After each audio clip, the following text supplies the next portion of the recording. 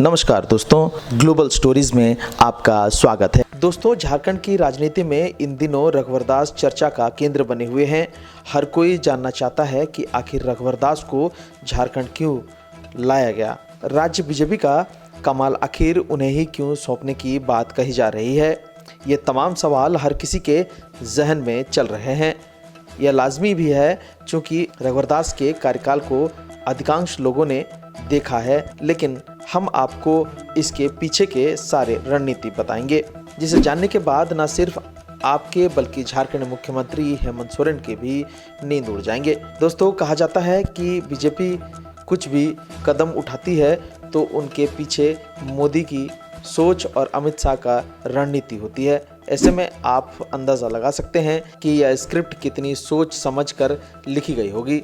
BJP के एक बड़े नेता ने चौंकाने वाला खुलासा किया है, जिसे जानकर विरोधी के भी होश उड़ जाएंगे। दरअसल प्रधानमंत्री नरेंद्र मोदी और गृहमंत्री अमित शाह ने झारखंड को लेकर एक दमदार प्लान तैयार किया है और इसी प्लान का हिस्सा रघुवर दास भी है। इस प्लान पर काम करने के लिए उड़ीसा के राज्यपाल रघुवर दास को इस्तीफा दिलवाकर वापस झारखंड लाया गया है। वर्ष 2024 के विधानसभा चुनाव के बाद भाजपा को एहसास हो गया है कि झारखंड में बाबूलाल मरांडी, अर्जुन मुंडा, चंपाई सोरेन जैसे दिग्गज नेता होने के बावजूद भी आदिवासी वोटर हेमंत सोरेन के साथ ही जाना बेहतर समझा। ऐसे में मोदी और अमित शाह ने एक विशेष रणनीति के तहत रघुवर दास को झारखंड भेजा है।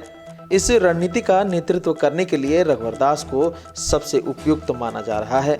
नई रणनीति के तहत भाजपा अब झारखंड में ओबीसी को एकजुट करने में जुटी है और इसके लिए रघुवर दास से बेहतर कोई बड़ा चेहरा हो नहीं सकता।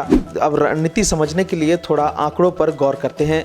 झारखंड में ओबीसी के करीब 1,33,00,000 आबादी है, जो राज्य की कुल आबादी का 40.43% है। वहीं झारखंड में आदिवासी समुदाय की संख्या 46,45,000 है, जो झारखंड की जनसंख्या में 26.2% है। यानी ओबीसी वोटों की संख्या अधिक है, जो बीजेपी के करीब रहा है। ऐसे में अब भाजपा झारखंड में ओबीसी वोटरों को साधने के लिए विशेष प्लान पर काम करना शुरू कर दिया है। अगर इस मिशन में भाजपा सफल रही तो फिर हेमंत सोरेन की मुश्किलें बढ़ सकती है। इतना ही नहीं, भाजपा का महतो वोट पर भी विशेष ध्यान है। इसके लिए जमशेदपुर के सांसद विद्युत बरण महतो को पार्टी केंद्र में मंत्री बनाकर राज्य के महतो वोट को साधेगी। इतना ही नहीं, जहां तक रही आदिवासी वोटरों की बात, तो इसके लिए पार्टी चंपाई सोरेन को मैदान में उतारेगी। चंपाई सोरेन जनवरी माह से संथाल क्षेत्र में एक बड़ा अभियान की शुरुआत करने जा रहे हैं। इसके माध्यम से वे बांग्लादेशी घुसपैठ का मुद्दा उठाएंगे और बताएंगे कि किस तरह से आदिवासियों की संख्या राज्य में तेजी से घट रही है और आदिवासियों के ऊपर खतरा मंडरा रहा है। ऐसे में वे अभी भी नहीं चेते तो फिर उनकी आबादी घटकर चंद प्रतिशत ही रह जाएगी। If you like this video, like, subscribe and comment.